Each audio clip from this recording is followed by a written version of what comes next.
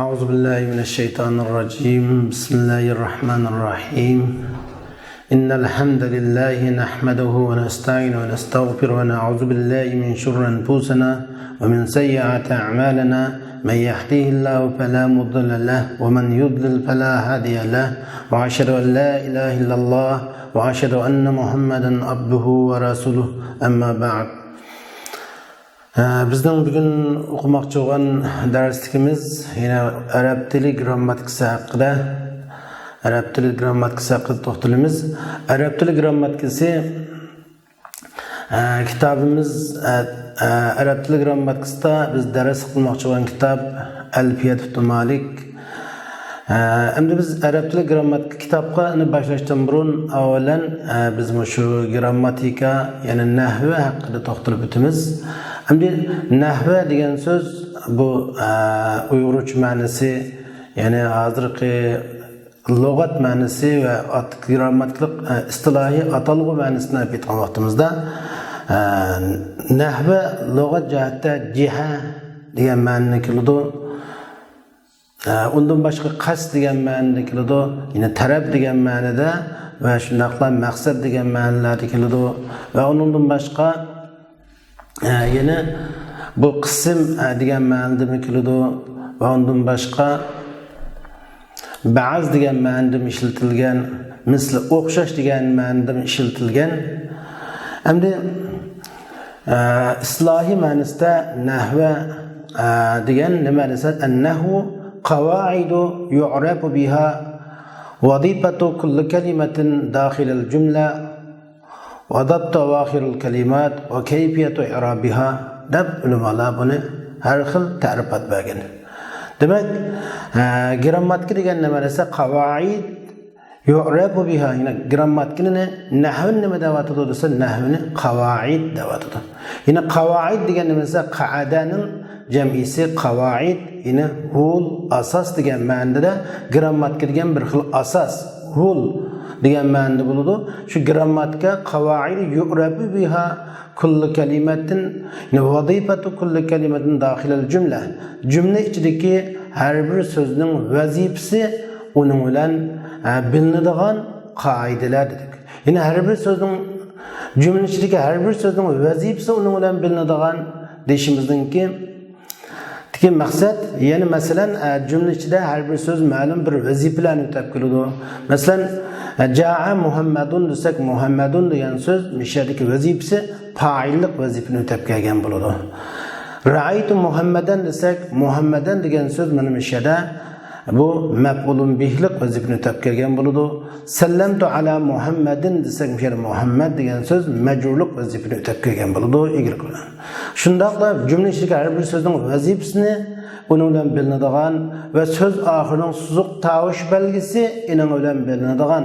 Yani sözün suzuq tavuş belgisimiz yani fetha, kesra, zammirden ibaret ve sukundan ibaret vazifeler şu grammatik bilan suzuq tavuş belgileri grammatik bilan bilinadi. Ve kayfiyatu i'rabiha ve her bir sözünki cümledeki türünüş qaysi kelishga kelganligi, boshqa ishlab keldimi, tushunki ishlab keldimi, igrik ishlab keldimi? Masalan, yana biz bayon qilgan misolga qaraydigan bo'lsak, Ja'a Muhammadun degan misol qaraydigan bo'lsak, mishada Muhammad degan so'zning grammatik vazifasi nima desa fa'iliyatlik. Fa'illik vazifasi var. Ve onun suzuq tavuş belgisi, ahırının suzuq tavuş belgisi nima desa şeyde zamme. Ve onun qaysi kelishga kelgan desa boshqa ishlab kelgan kayfiyatu i'rabiha in turinish boshqa ishlab kelgan marfuat sohasidan bo'lib kelgan deganga o'xshash grammatika yana jar jumla ichidagi har bir so'zning vazifasi va uningki grammatiklik şu so'zuq tavush belgilari va turinish qaysi kelishga kelganlik alovalari ahvollari ina bilan bilinadigan qoidalarni grammatika deb ataymiz. Anda da grammatikaning nahv degan so'zning mavzusini nahvning mavzusi nima bo'ladi deganda buning mavzusi al-kalimatul arabiyya. Yani arabcha so'zlar bo'lib, shu arabcha murakkab bo'lgan arabcha so'zlarning sözler onunki asası temisi oldu. Yani müfret bo'lgan, g'ayri-murakkab bo'lgan sözlerning mavzusi g'ayri-murakkab bo'lgan sözler emas. Chunki g'ayri-murakkab bo'lgan sözlerni ki tadqiqot o'bukdi, u sarf bo'ladi. Nahiyni murakkab bo'lgan sözler haqida to'xtaladi. Şuna bunun mavzusi yine şu Arap sözlerinin türleniş ve türlenmeslik o'xshash, ma'rifi nakirlik o'xshash, arlik ve ayallik o'xshash, birlik, ikkilik, ko'plik bo'lganga o'xshash, şu murakkab bo'lgan sözlerinki ahvollari yine onun ba'zilib berildigan Arapcha sözler grammatikaning asosli mavzusi bo'ladi. Endi shu grammatikani o'rganganning qanday foydasi bor? Bu grammatikani desa, bu siyanatul lisan anil g'alat fi kalamil arab. Fahmul Qur'an vel hadis ve gayri zalik. Demek şu grammatikani o'rganganning foydasi Arab tilini xatolikdan, Arab so'zidagi tilni xatolikdan saqlab qolish, ya'ni Arab tilini tushunishda, Qur'oni Karimni tushunishda, hadis Rasulullohni tushunishda, tafsirlarni tushunish, qatorliq kitoblarni tushunishda tilni xatolikdan saqlab qolish foydasi bor. Endi buning qanday ahamiyatlari bor deganda, yana ham ahamiyati shu Qur'oni Karimni tushunish, buning oxirgi ahamiyati Qur'oni Karimni tushunish va shundaqla hadis Rasulullohni tushunish. Bir vasıta faydası müşahede edilir. Çünkü grammatika yaxshi egallamaganda Qur'oni Karimlarni xato tushunish, xato tushunchalarga ilib olish ehtimolli kelib chiqadi. Masalan, biz grammatikasizlik bilan grammatikaga bilmagan holda qaragan vaqtimizda, mesela Allah subhanahu va taoloning innalloha bari'un minal mushrikin va rasuluhu degan oyatni agar va rasulahu degan oyatni va rasulihi deb biz buni nimaga atbiqligimizda rasulihi deb zir o'qigan vaqtimizda ma'no xatolashgan bo'ldi. Hozirgi to'g'ri holati innalloha bari'un minal mushrikin ve Resulü. Allah ve Allah'ın peygamberi müşriklerden ada juda deganimizda agar Resulü qilsak nauzubillah Allah müşriklerden ve o'zining peygamberining ada juda degan ma'no chiqib qoladi. Shunga grammatikaning alohida ahamiyatlari, arab tilida grammatikaning ahamiyati yana ulamolar xuddi nahvi bo'lsa, ayni grammatika annahu fil kalam kalmalihi fit ta'am degan misollarni ham so'zlagan. Xuddi zurur bo'lishda Arab so'zida, Arab tilida grammatikaning muhimlik darajasi xuddi taomdagi tuzning muhimlik darajasidek muhim degan bundoq bir misollarni ham o'tirib qo'ygan. Endi grammatika qandaqda grammatikani tunji tuzib chiquvchi kim bo'ladi deganda buning har xil ta'rifotlar bo'lgan. Ba'zilar grammatikani tunji tuzib chiquvchi Ali ibn Abi Talib degan. Yanıla meyli qandaq rivoyatlar bo'lsin, tunji grammatika tuzib chiquvchi Ali ibn Abi Talib desak mi bo'ladi yoki Abul Aswad ad-Duali deb qarasak mi bo'ladi. Bu haqda mundaq bir qissalar o'tirib qo'yilgan. Bir kunisi rivoyatlarga qaraganda Abul Asad ad-Dualininki bir qizi darsdan so'rganki ma ahsanus samai deb so'rgan. Ma ahsanus samai degan darsga ma ahsanus sama deganda darsi javob berganki an-najmu deb javob berganda qizi men taajjubni maqsad qilgandim deganda darsi unga javob berganki andada siz ma ahsana as-samaa deyishingiz kerak degan. Demek ma ahsanu samai bo'lsa belki ahsan ma ismul istifham bo'lib ahsan ismi tabzirlab qolgan bo'ldi. Ama ma ahsana samaa bo'lsa o'sha taajjub ifodalari aytdi. Ma taajjubiya ahsana fil taajjub bo'lib sama ahsan degan fil taajjub maf'ul bo'lib zvar o'qildi.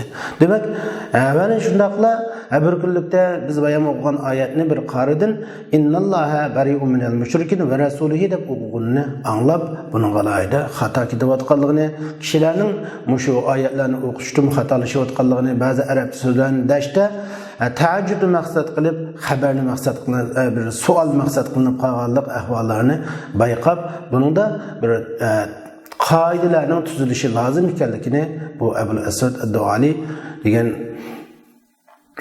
tabiin buni bilib yetgan vaqtda Ali ibn Abi Talib radhiyallohu anhu mushu temalarga alayda ko'ngil bo'lgan, alayda ko'ngil bilib grammatikaning ma'lum qismlarini babga bo'lgan. Yine arab tilidan ma'lum qoidalarni tuzib, masalan inna xavatuga o'xshash va muzafillarga o'xshash qoidalarni tuzib chiqqan.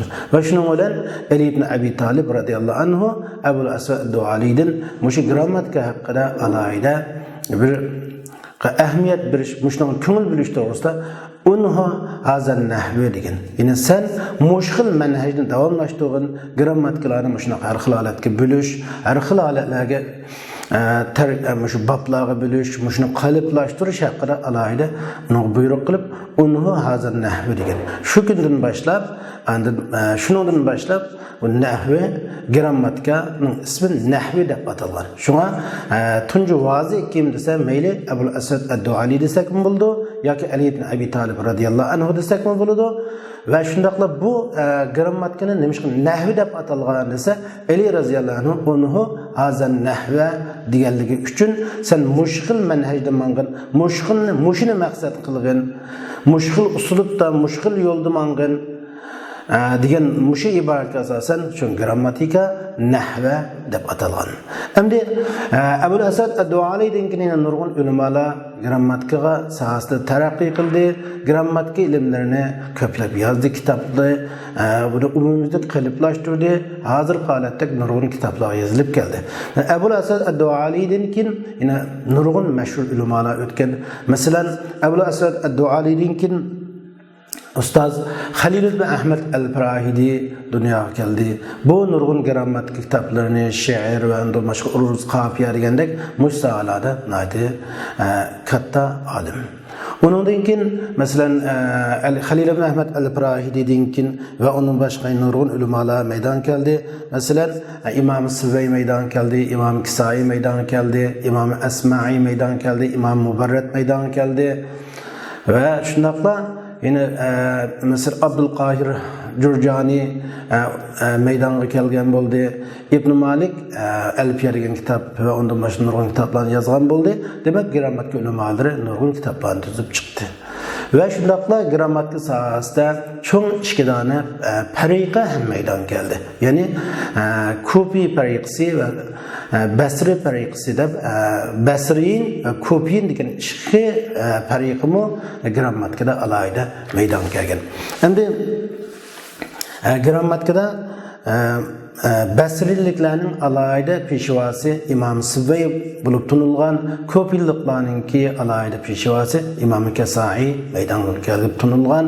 Ha shunaqla Basriliklar bilan Ko'pilliqlarningki o'tirsa nurg'un masalalarda o'xshashmaslik bo'lib, ulamolar buni 35 xil holatda o'xshashmaslik bor. Birisi-birisiga o'xshashmaydigan qarashlar bor.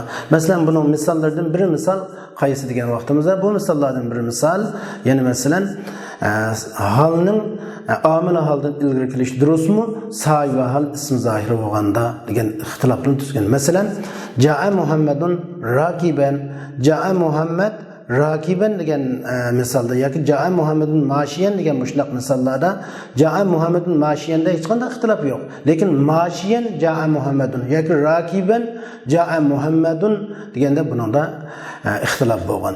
Yine ko'pchiliklar buni oldiga chiqsa bo'lmaydi desa, basirliklar bo'ladi.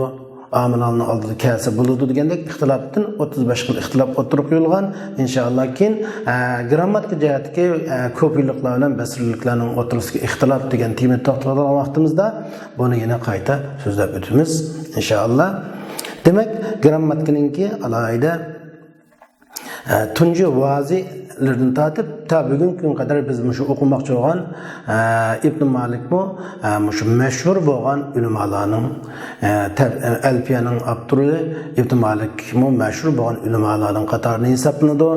Shundaqla bu kitobningki nahv deb atalishining sababini biz tushunib o'tgan bo'ldik. Endi bu nahvning asosli manbasi nima bo'ladi?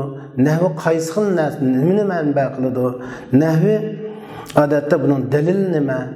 Bir masala bunda bo'ldi yoki unda qiladi bir qaysi bunga nimani dalil qiladi? Asosli oldigan manbasi va grammatikaning asosli istimdod manbasi va uning dalillarini bo'lsa Qur'oni Karim va hadis Rasululloh va arablarning pusha she'rlar qatorida 3 narsa grammatikada asosli manba, dalil, hujjat qilib keltiriladi. Qur'oni Karimdan hujjat keltiriladi yoki hadisdan hujjat keltiriladi yoki arablarning pusha bo'lgan she'rlardan hujjat keltiriladi. Endi nimani mushu grammatikani o'qishninki shariatga hukmi nima? Hukm desak, grammatikani o'qishning hukmi shariatda grammatika vojib degan, ba'zilar farz kifoya degan vojib deb qaraladi. Nimishqa biz buni vojib deymiz degan vaqtimizda, buni vojib deyishimizning birdan bir sababi, chunki ma la yatimul vojib illa bih fahva vojib degan qoidaga asosan Qur'oni Karimni tushunish, hadis Rasulullohni tushunish to'liq mukammal bo'lishi, ya'ni bu Qur'onni tushunish vojib, hadis Rasulullohni tushunish vojib. Bundaqda dinni tushunib, bunga amal qilish bizga vojib bo'lgandan keyin, endi o'zi Qur'onni tushunish va dinni tushunish nima bilan to'liq bo'ladi deganda, yana grammatikani egallash bilan, grammar ilmi nahv bilan to'liq bo'ladi. Unda bo'lsa el-vacib ma la yetimmu bih illa bih fehve vacib. Yani ma la yetimmu illa bih. Yani vacib degan nima desa, vacib deganimiz u ma la yetimmu illa bih fehve vacib dedik. El-vacib ma la yetimmu illa bih fehve vacib. Vacib degan nima deganimizda, yani vacib nima bilan tamom bo'lsa, u narsa vacib. Unda bo'lsa Qur'on hadisni tushunish grammatika bilan to'liq bitgan, unda bo'lsa grammatika nahvni o'qish vojib degan qoidamizga asosan shu buni o'qishning hukmini vojib deb qaraymiz. Unda bo'lsa biz endi shu grammatikada o'qimoqchi bo'lgan kitobimiz qaysi deganda Alfiyat ibn Malik degan kitobni tanlagan bo'ldik. İnşallah biz shu Alfiyat ibn Malikni shu Ibn Malikninki Alfiyasini nahv grammatik kitobi o'qib chiqamiz bundan keyin. Endi bu kitobning ismi Alfiya, ya'ni min bayt degan ma'noda, buning yana boshqa bir ismi bor, Xulosatun Nahvi, nahvining xulosasi, ya'ni degan ism bo'lgan, lekin mashhur bo'lgani Alfiyat ibn Malik deb mashhur bo'ldi. Endi bu kitobning musannifi Ibn Malik, asli Muhammad Abdullah ibn Malik. Muhammad demek, endi biz nahvi sohasida dars qilmoqchi bo'lgan kitobimiz, ya'ni Alfiyat ibn Malik. Endi Alfiyat ibn Malik degan bu kitob nahvida hozir qadar ulamolar tomonidan e'tirof qilinib kelyotdi. Ulamolar grammatika sohasida buni hamma ulamolar qizg'in holatda dars qilinib keldi, o'qigan bo'ldik va dars qilgan bo'ldik. Barliq ulamolarimiz burundan tortib buni yaxshi qo'llab kelgan bir kitob. Endi avtor mush kitobda o'zi xutba bilan boshlagan. Alfiyat ibn Malikninki Ibn Malikning asli ismi Muhammad ibn Abdullah ibn Malik. Aslisi bu Muhammad degan o'zining ismi, Abdullah dadasining ismi, Malik degan buvisining ismi bo'lib, buvisining ismi bilan Ibn Malik deb atilib kelgan. Endi avtor Hijriya 600-yili tug'ilib 672-yil dunyodan ketgan. Musannif deydi-ki, qala Muhammad huwa ibn Maliki ahmadu rabbiyallah khayr maliki musalliyan ala nabiyil mustafa va alihil mustakmilin ash-sharafa wa asta'inullah fi alfiya maqasidun nahwi biha mahwiya وتقرب الأقصى بلبز موجز وتبسط البذل بوعد منجز وتقتضي ردا بغير سخط فائقة ألفية معطي وهو بسبق هائز تفضيلا مستوجب سناء الجميلة والله يقضي بهبات وافرة لي وله في درجات الآخرة دب كتابنا başlagan. Şimdi musannif deydi ki, yani özünü gayb siğası bilen hem de dedi, qala Muhammed, Malik oğlu Muhammed mundaq degan. Men en yaxshi padişah bo'lgan Rabbim Allohga hamd aytaman. Uningdan keyin tanlangan payg'ambar Muhammad alayhisalomga va uning esil axloqlarni takomillashtirgan sharaflik oil tavobatlarga durud yollayman deydi. Endi mushu ishga bayt qalaydigan bo'lsak, qala Muhammad va ibn Maliki degan bu jumlada mishada asli va degan zamirul fasli kelmagan bo'lsa, ibn Malik Muhammadning sifati bo'lgan bo'ldi. Hozir bu tarjimada biz ibn Malikni Muhammadning sifati qilib xuddi va yo'qdek tarjima qildik. Qala Muhammad va ibn Malikda Malik o'g'li Muhammad deb tarjima qildik. Xuddi bu nimaga o'xshaydi degan vaqtimizda bu huva degan yo'q, qala Muhammad ibn Malik deganga o'xshashdan tarjima qildik. Nimishqa huva zamir al-fasl mubtada mahalla marfu ibn xabar ibn muzab Malik muzab ilayhi huva ibn Malik bu jumla ashu huva degan zimir Muhammadning xabari, ya'ni zimirining ibn Malik zimirining xabari bo'lib keldi. Ashu haqiqiy mavsuf asli ibn Malik sifat Muhammad mavsuf bo'ldi. Mavsufning zimirining xabari bo'lib keldi. Xabarmi ma'na jihatda mubtadaninki yoki mubtadaninki bir sifati bo'ladi, sifat ma'nosini bayon qilib beradi. Masalan, talibun mujtahidun desak tirishchan o'quvchi degan bo'ldi. Endi biz at-talibu mujtahidun desak bu o'quvchi tirishchan dedik. Yine oxirida shu o'quvchining tirishchanligini uqtirib berganga o'xshash, shunga ibn Malik bu yerda bu ayrim jumla hisoblanadi. Muhammadninki sifat emas, biz amaliyotda sifatda tarjima qilganimiz bilan. Endi Ahmadu Rabbiyalloh xayr Malikdan shu oxirgacha li va lahu fi darajatil axira degancha hammasi mush qala degan filning maf'ulun bih. Yani cümleden kelgan maf'ulun bih. Yani buni nima deymiz? Maqul qavli deb atiladi. Mana mushu Ahmadu Rabbiyallohdan boshlab li va lahu fi darajatil axira degan yaxshi hammasi shu qalaning jumladan kelgan maf'ul bo'ladi. Endi bu yerda Ahmadu Rabbiyalloh xayr Malik men Rabbimga madeytiman. Rabbim Allohga deb Ahmadu fil muzari fa'il zamir mustatir fa'il zamir mustatir taqdiru ana. Çünkü bu Ahmadu fil muzari alif bilan boshlangan cho'qim uning fa'ili zamir mutakallim bo'ladi. Ana bo'ladi. Shunga Ahmadu fil muzari marfu alamatur rabbi az-zamma. Rabbi Ahmadu degan filninki maf'ulun bih. Taqdiran mansub, yani Rabbim Ahmadu degan filning maf'ulun bih mansub alamatun nasbi al-fatha al-muqaddara li ittisali ila ya'il mutakallim.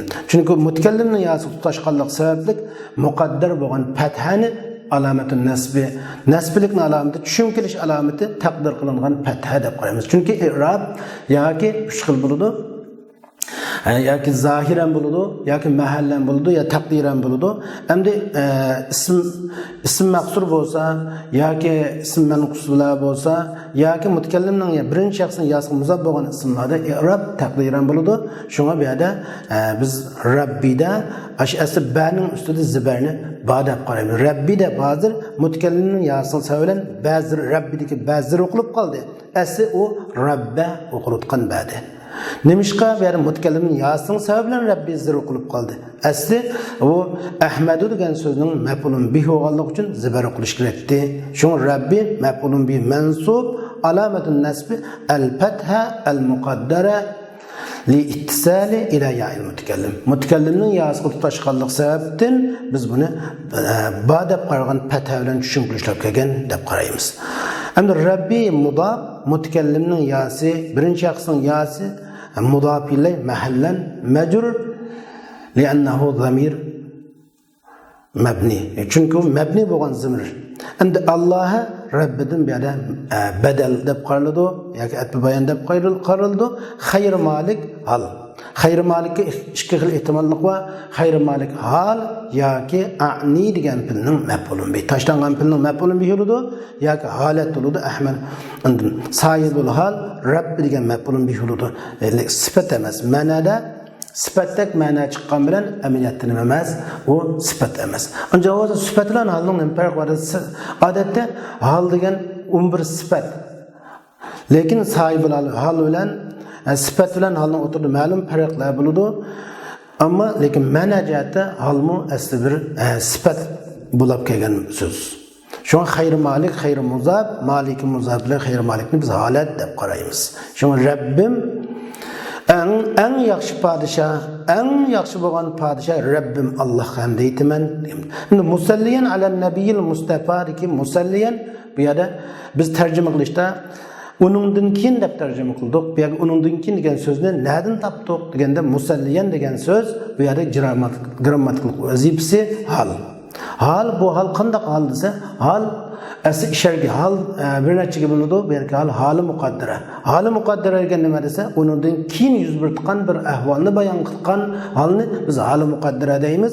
Amaliyotda bu Allohga hamd aytish bilan billa durut yo'lda bo'lmaydi. Hal degan sahibi ish harakat yuz bergan vaqtdagi sahibilarning hayitini bayon qildi. Endi ish harakat yuz bergan vaqtimizda hamd aytib vaqtning o'zida birla vaqtning o'zida ham hamd aytib birla vaqtning o'zida ham durut yo'lda bo'lmaydi. Shuni bu yerdagi halni biz hali muqaddara deb qaraymiz.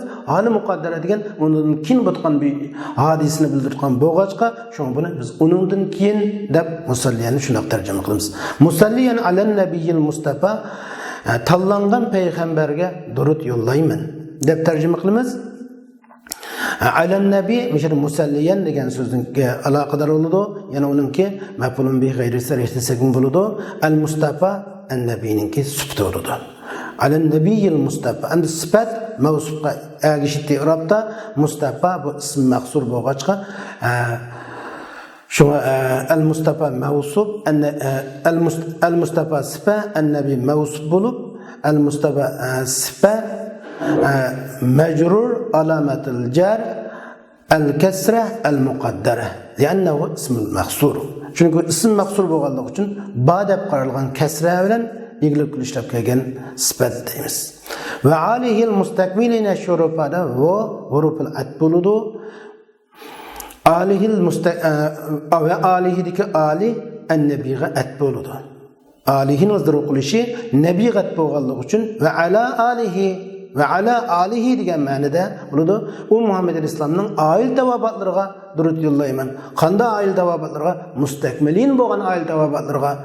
Endi biz bayon iboratni o'qidik. Va alihil mustakmilina sharafa yoki va alihil mustakmilina ash-shurufa. Şarafa yoki shurufa. Mustakmilin alihning birinchi sifati bo'ladi. Shurufa olsak shurufa alihning ikkinchi sifati bo'ladi. Agar biz shurufa deb o'qisak Muhammad alayhisolamning isil xislatlarni takomillashtirgan sharaflik oil tavobatlariga durud yo'llaymiz degan bo'ldi. Unda bo'lsa mustakmilin alihning birinchi sifati, shurufa o'qisak shurufa alihning ikkinchi sifati bo'ldi. O chaqda sharifun uning ko'pligi shurufa, baxilun buxula deganga o'xshash o'tdi. Lekin bu yerda vaqtda hamza tashlangan bo'ladi. Ammo biz shurufa o'qisak hamza tashlangan bo'ldi. Mustakmilinning ham maf'ulun bih tashlangan bo'ldi. Isil xislatlarni takomillashtirgan deb mustakmilinninki maf'ulun bih ham tashlangan bo'ladi. Ammo biz shurufani biz sharafa deb o'qigan vaqtimizda bu sharaf degan so'z sharaf ash-sharafa degan bo'ldi. Oxirgi alif itloq uchun kelgan, mustafaga maslashtirish uchun kelgan ilib bo'ldi. Itloq uchun kelgan deymiz. O'chada sharaf mustakmilining maf'ulun bo'ladi. O'chada tarjima sharaflarni takomillashtirgan, sharaflarni, fazilatlarni takomillashtirgan oil tavobatlar deb sharafni mustakmilining maf'ulun bih qilamiz. Shu mustakmilin mishara alihiningki sifatu mustakmilin bu jami muzakkar salim. Shu mustakmilin sifa mecrur alamatul jar ya çünkü cemi muzakkar salim bo'g'achqa. Wa asta'inullah fi alfiya maqasidnahu biha mahwiya. Endi va asta'inullah fi alfiya maqasidnahu biha mahwiya tuqarribul aqsa bi labzin mujaz وتبسط الوزن بوعد منجز وتقضي ردا بغير سخط فائقة الفية مؤتي degan bu jumla qarasak endi va huruful atfa asta'inullah fi alfiya degan bu jumla ahmadu rabbiyallah xayr malik degan jumlaga atf bo'ladi. Huruful atfa endi asta'inu fi'l muzari fa'il zamir taqdiru ana. Allah maf'ulun bihi uludu. Men Allah'tan yardım talep kılman. Nimada? Muşu alpiyada. Qanda alpiya olsa maqasidnahu biha mahviya. Grammatki maqsadlari uningda to'liq o'z qatiga oldirilgan. Alpiyada men Allah'tan yardım talep kılman. deb musannif meshada Allohdan yordamni Allohdan talab qilishga boshladi. Endi biz grammatik jihatdan qaragan vaqtimizda fi alfiya deki maqasidna biha mahviya alfiya degan so'zningki jumladan kelgan cümle ismiyadan kelgan sifati tuqarribul aqsa bi lafzil mujaz bu cümle fi'liyadan kelgan sifati tabzutul bazl bi va'dil munjaz va taqdiri rizan bi g'ayri suqtin degan mavla tuqarrib degan jumlaga atba. Yani ma'na jihatda bu alfiya degan so'zning 4 dona sifati kelgan deb qarasak bo'ladi. Maqasidna biha mahviya bir sifat, tuqarribul aqsa bi lafzil mujaz bir sifat, tabzutul bazl bi va'dil munjaz bir sifat va taqdiri rizan g'ayri بغير سوقتن هنا بولا صفات لكن biz mani ma'tufun alay degan hukm bilan hal qilamiz. Çünkü grammatiklarning maqsadi endi odatda bir so'z sifatlanmoqchi bo'lsa, sifatlanish jihatda jari majrur bilan sifatlansin bo'ladi. Ya'ni odatda 3 narsa bilan sifatlaymiz. Jumla ismiya bilan sifatlanadi, jumla fi'liya bilan sifatlanadi va shibil jumla bilan sifatlanadi va shundaqla odatda nakir ism bo'lsa nakir ism bilan, ma'rif ism bo'lsa ma'rif ismlar bilan sifatlanadi. Demak, 3 narsa bilan ishimiz bir ismni sifatlash ism bilan sifatlanadi bo'ladi, jumla bilan sifatlanadi, to'liq jumla bilan sifatlanadi va to'liqsiz jumla bilan sifatlanadi. Agar buni tafsili kengaytirsak 5 turlik narsa bilan sifatlanadi deb qarasak bo'ladi yoki biz buni 3 turlik narsa bilan sifatlanadi deb qarasak bo'ladi. Tafsil deganimizda ism bilan sifatlanadi, iniq ism bo'lsa iniq ism bilan, iniqsiz ism bo'lsa iniqsiz ism bilan degana sifatlangan 4 jihatda agishib deganimiz mana shu. Va shunday jumla ismiya bilan sifatlanadi, jumla fi'liya bilan sifatlanadi va shibil jumla bilan jari majrur bilan sifatlanadi va zarf bilan sifatlanadi. Ammo biz lekin jumla bilan va shibil jumla bilan sifatlash uchun cho'qim mavsuf bo'lgan sifatlanguvchi iniqsiz ism bo'lsa. Iniq ismni odatda faqat ism bilan sifatlanadi. Amma iniqsiz ismni iniqsiz ism bilan sifatlanadi, jumla bilan sifatlanadi va shibil jumlalar bilan sifatlanadi. Lekin jumla bilan to'liq jumla bilan sifatlagan vaqtimizda jumladan mavsuf bo'lgan sifatlanguvchi bo'lgan iniqsiz ismga cho'qim bir rabita uni zimir qaytish kerak. Shunga ham shuni maqasidnahu biha mahviyadiki bihadiki zimir alfiyaga qaytadi deb qaraymiz. Grammatik maqsadlar ilmida o'z qatiga ilingan.